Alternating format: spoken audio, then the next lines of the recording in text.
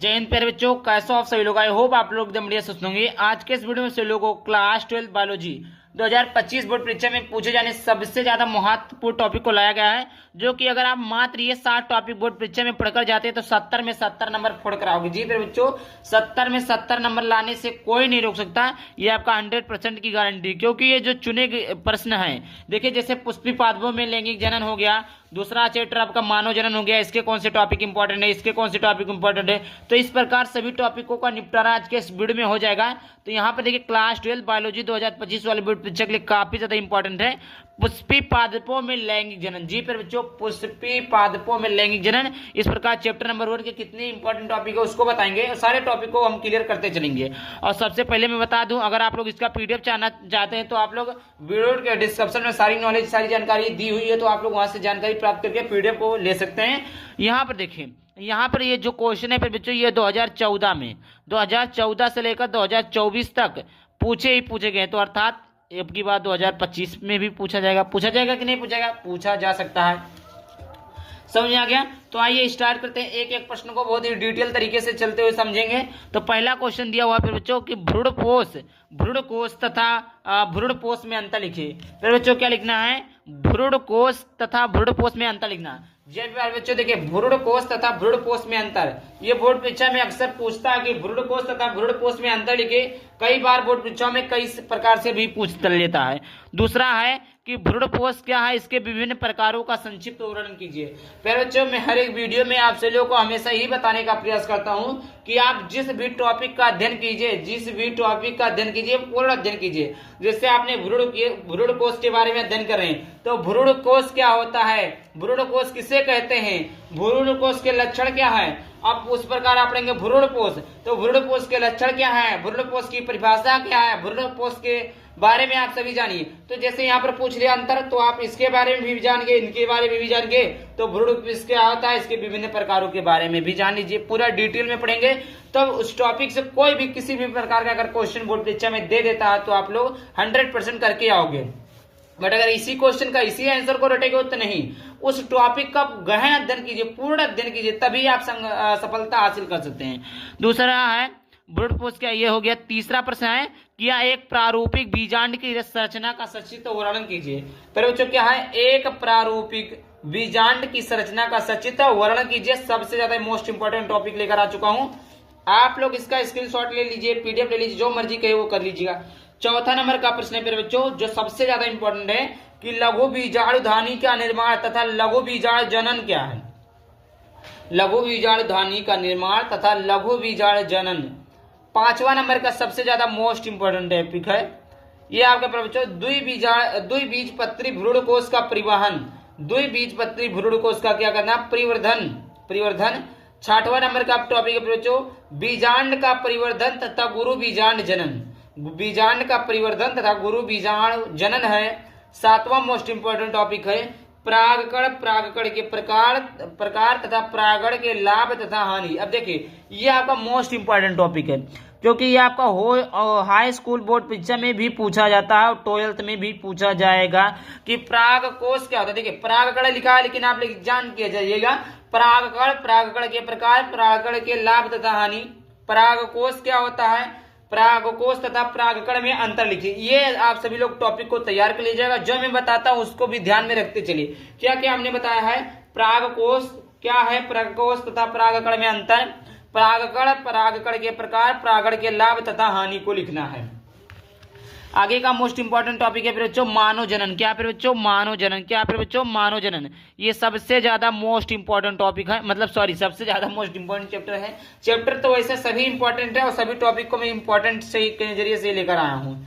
समझ में आ गया? तो यहाँ पर देखिए अगला क्वेश्चन दिया हुआ है। अगला क्वेश्चन है फिर बच्चों कि अपरा की परिभाषा एवं अपरा के कार्य लिखिए। पहले बच्चों अपरा की परिभाषा एवं अपरा के कार्य को लिखना है। अगला टॉपिक आपका है पुरुष के जनन तंत्र का स्वच्छ एवं नामांकित चित्र बनाइए।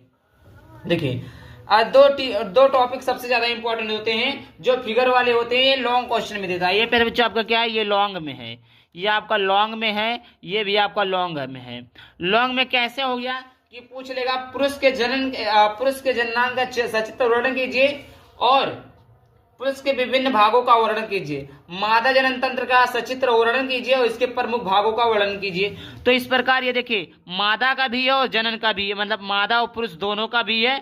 तो ये आपका स्वच्छ एवं नामांकित चित्र बनाइए। तो इसमें चित्र पूछा ना फिर बच्चों, तो चित्र भी याद कर लीजिए, चित्र को भी बनाकर प्रैक्टिस कर लीजिएगा। उसके बाद में आप सभी लोग उसके प्रत्येक भाग को क्या कहते हैं, इसकी परिभाषा क्या है, इसको भी टॉपिक तैयार कर लीजिएगा। क्योंकि जब भी आपको संक्षिप्त में मतलब वर्णन करने के लिए बोलेगा तो सभी चीजें आपको लिखनी पड़ेगी। चौथा नंबर का प्रश्न है कि युग्मक जनन क्या है। नामांकित चित्र की सहायता से मानव में शुक्र जनन की प्रक्रिया का वर्णन कीजिए। युग्मक जनन क्या है। नामांकित चित्र की सहायता से मानव में शुक्र जनन की प्रक्रिया का वर्णन करना है। पांचवा टॉपिक है मानव में अंडाणु जनन की प्रक्रिया का सचित्र वर्णन कीजिए। मानव में अंडाणु जनन की प्रक्रिया का क्या प्रवचन करना है, सचित्र वर्णन करना है। जी प्रवचन सबसे ज्यादा मोस्ट इंपॉर्टेंट टॉपिक ये भी है। तीसरा चैप्टर आता है जनन स्वास्थ्य। क्या आता है प्रवचन, तीसरा चैप्टर आता है जनन स्वास्थ्य। जनन स्वास्थ्य IVF जिसको कहते हैं पात्रे निषेचन तकनीकी पर टिप्पणी कीजिए। और दूसरा है जनसंख्या विस्फोट एवं निवारण पर निबंध लिखिए। जनसंख्या विस्फोट एवं निवारण पर क्या लिखना है बच्चों, निबंध लिखना है। यहाँ पर देखिए प्यारे बच्चों, आप सभी लोग स्क्रीनशॉट अगर ले लेते हैं ना पर बच्चों तो जान लीजिए 100% बोर्ड परीक्षा में प्रश्न आने के चांसेस है। इस प्रकार आप सभी लोग स्क्रीनशॉट लेते चलिए, स्क्रीनशॉट ले लेंगे तो अच्छा रहेगा। देखिए आप सभी लोग स्क्रीनशॉट ले लीजिए, हो गया। अब देखते हैं आगे का प्रश्न। अगला चैप्टर है जनन स्वास्थ्य तथा रोग। क्या पर बच्चों, जनन स्वास्थ्य तथा रोग है। तो देखिए पहला क्वेश्चन है इसका, अल्कोहल या ड्रग्स के दुरुपयोग पर टिप्पणी कीजिए। दूसरा है प्रतिजैविक से आप क्या समझते हैं, किन्हीं दो प्रतिजैविकों के नाम लिखिए। तीसरा क्वेश्चन है मलेरिया रोग के रोगजनक रोगवाहक लक्षण तथा उपचार लिखिए। चौथा है टाइफाइड का कारक लक्षण तथा रोकथाम के उपाय लिखिए। पांचवा है निम्नलिखित में से किन्हीं दो मानव व्याधियों के कारक लक्षण उपचार एवं बचाव के उपाय का वर्णन कीजिए। जिससे पहले डेंगू ज्वर हो गया, दूसरा क्या हो गया, निमोनिया हो गया इस चैप्टर से। और छठवा है स्टेम कोशिकाओं पर टिप्पणी कीजिए। ये आपके 6 टॉपिक थे जो मैंने बता दिया, मानव स्वास्थ्य तथा रोग से इंपॉर्टेंट टॉपिक थे। अब बात करते हैं मानव कल्याण में सूक्ष्म जीव। क्या फिर बच्चों, मानव कल्याण में सूक्ष्म जीव। मानव कल्याण में सूक्ष्म जीव, तो पहला है बच्चों जैव उर्वरक क्या है, कृषि में इनका क्या महत्व है। बच्चों जैव उर्वरक क्या होता है तथा इनका कृषि में क्या महत्व है। दूसरा है बायोगैस क्या है, ग्रामीण क्षेत्र में बायोगैस के 2 उदाहरण लिखिए। ये मानव कल्याण में सूक्ष्म जीव इंपॉर्टेंट टॉपिक है। अगला टॉपिक है जैव प्रौद्योगिकी सिद्धांत एवं प्रक्रम। जैव प्रौद्योगिकी सिद्धांत एवं प्रक्रम में है, पहला है DNA लाइगेज पर संक्षिप्त टिप्पणी कीजिए। दूसरा है PCR पर टिप्पणी लिखिए। तीसरा है प्लाज्मिड वेक्टर पर टिप्पणी लिखिए। जी बच्चों ये मोस्ट इंपॉर्टेंट टॉपिक है। अगला बात करते हैं, आगे है आपका जैव प्रौद्योगिकी एवं उसके उपयोग। जैव प्रौद्योगिकी एवं उसके उपयोग, पहला है जैव प्रौद्योगिकी के कृषि क्षेत्र में उपयोग लिखिए। दूसरा है BT कपास पर टिप्पणी लिखिए। तीसरा है बायोपायरेसी पर उदाहरण सहित टिप्पणी लिखिए।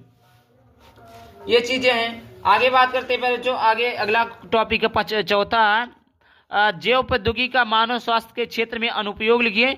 पांचवा है पुनर्संयोजक DNA प्रौद्योगिकी क्या है, अनुवांशिक अभियांत्रिकी के मानव हित में 4 अनुप्रयोग लिखिए। छठवा है मानव इंसुलिन पर टिप्पणी लिखिए, जो कि मोस्ट इंपॉर्टेंट टॉपिक है। अभी देखिए अभी और सारे टॉपिक हैं जो कि मैं बताऊंगा, बस वीडियो को आप सभी लोग पूरा देखते चलिए। देखिए अगला है वंशागति तथा विविधता के सिद्धांत। तो पहला है डाउन सिंड्रोम क्या, इस पर टिप्पणी लिखिए, मोस्ट इंपॉर्टेंट। दूसरा है जीन रूप तथा दृश्य रूप लक्षण पर टिप्पणी कीजिए। तीसरा है क्रॉसिंग ओवर क्या है। चौथा है सप्रभाविता पर टिप्पणी कीजिए। ये आप टॉपिक को स्क्रीनशॉट लेते चलिएगा। अगला है क्रॉसिंग ओवर क्या है, चौथा है ये भी हो गया। पांचवा है प्रभाविता तथा अप्रभाविता में विभेद कीजिए। प्रभावी तथा अप्रभावी ये क्लास 10th में भी था, लेकिन इसे प्रभाविता अप्रभाविता भी विभेद करना है। छठवां अनुवांशिक रोग क्या है। सातवां है मानव में लिंग निर्धारण कैसे होता है। आठवां है मेंडल के वंशागति के नियम। और 9वां है लिंग सहलग्न गुणों से आप क्या समझते हैं। ये आपका मोस्ट इंपॉर्टेंट टॉपिक हो गया। आगे बात करते हैं बच्चों, आगे है वंशागति का आणविक सिद्धांत। क्या बच्चों, वंशागति का आणविक सिद्धांत है। यहाँ पर देखते चलते हैं। पहला है डीएनए तथा आरएनए में अंतर लिखना। क्या लिखना है बच्चों? डीएनए तथा आरएनए में अंतर लिखना है। दूसरा है डीएनए अंगुली छापी क्या है, इसकी उपयोगिता पर प्रकाश डालिए। तीसरा है मानव जीनोम प्रोजेक्ट पर टिप्पणी लिखिए। चौथा है डीएनए की संरचना के वाटसन एवं क्रिक मॉडल को उपयुक्त चित्र बनाकर समझाइए तथा इसके कार्य का वर्णन कीजिए।